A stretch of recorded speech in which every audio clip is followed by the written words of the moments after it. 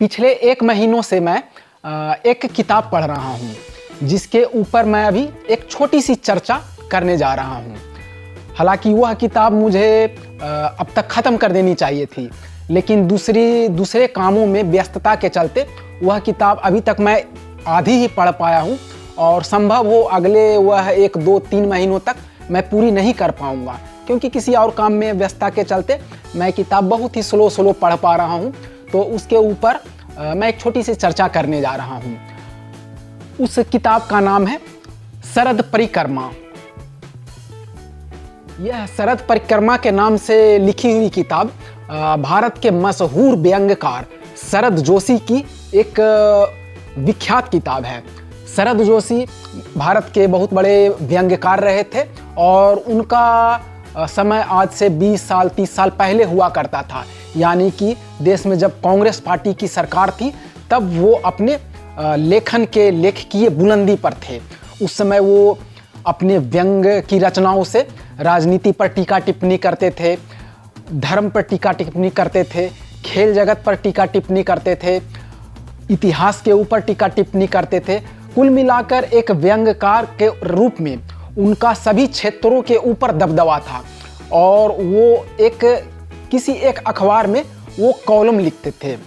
तो उन्हीं कॉलमों को समेट के उनके किताब का रूप दिया गया है और जिसका नाम है शरद परिक्रमा। हम इस किताब के माध्यम से यह समझ सकते हैं बहुत ही हंसते खेलते माहौल में कि आज से 30 साल 40 साल पहले जब कांग्रेस की सरकार थी, जब उस समय इंदिरा गांधी प्रधानमंत्री हुआ करती थी या जब पंडित जवाहरलाल नेहरू प्रधानमंत्री हुआ करते थे, तो उस समय का राजनीतिक, सामाजिक या सांस्कृतिक वातावरण देश का कैसा रहा होगा, उस समय का इतिहास कैसा रहा होगा। क्योंकि उस समय को समझने के लिए हमें किसी लेखक के पास ही जाना पड़ेगा और एक व्यंग्यकार से बढ़कर कोई और दूसरा लेखक मिल नहीं सकता है, क्योंकि वो अपनी चुटीली बातों से उस समय का बहुत ही अच्छा व्याख्यान देता है। तो इसको पढ़ते हुए हमें उस समय की आज से 30-40 साल पहले के भारत के समाज के बारे में, राजनीतिक इतिहास के बारे में, सांस्कृतिक चेतना के बारे में हमें एक अच्छी समझ जरूर देता है। पार्टी पॉलिटिक्स या किसी विचारधारा से दूर हट के उस समय के भारत को समझने में हमें यह किताब मदद पहुंचाता है। किताब में बीच बीच में व्यंग्य की धार बहुत तेज हो जाती है, तो उसमें हमें बरबस हंसी भी आती है। कभी कभी यह किताब हमें गंभीर विचारधारा के ऊपर ले जाती है, तो हमें कुछ सोचने को विवश भी करती है। कभी कभी हमें यह भी सोचने को विवश करती है कि आज भी वही समय चल रहा है, आज भी वही परिपाटी चल रही है जो आज से 30-40 साल पहले हमारे देश में, हमारे राजनीति में चला करती थी। यानी भ्रष्टाचार, यानी नेताओं का परिवारवाद, वंशवाद तब भी उसी तरह से अनवरत चल रहा था जिस तरह से आज चल रहा है। यानी उसमें विशेष रूप से कोई संशोधन नहीं हुआ है और वह लगातार चल रहा है। साथ में जनता का रवैया भी उसी तरह से चल रहा है जिस तरह से उस समय चलता आ रहा था। तो इससे हमें यह अपनी समझ बनाने में, हमारी सोच को मजबूत करने में इस तरह की किताबें मदद करती है, मददगार साबित होती है।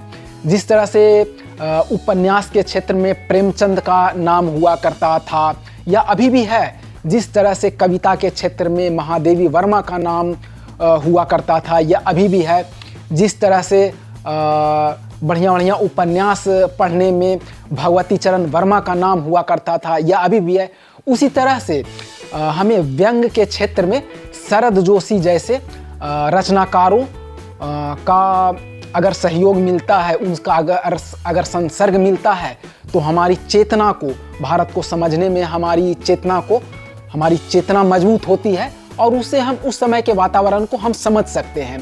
तो इस किताब के बारे में मैं अभी के लिए फ़िलहाल इतनी ही बात बता सकता हूँ, इतनी ही चर्चा कर सकता हूँ। जब मैं इस किताब को पूरी तरह से पढ़ लूँगा तो इसके बारे में अलग अलग शीर्षकों के ऊपर, अलग अलग टॉपिक के ऊपर मैं कुछ और बातें भी साझा कर सकूँगा। और जिन लोगों को भी व्यंग की किताबें पढ़ने में रुचि है, वे शरद जोशी की किताब पढ़ सकते हैं।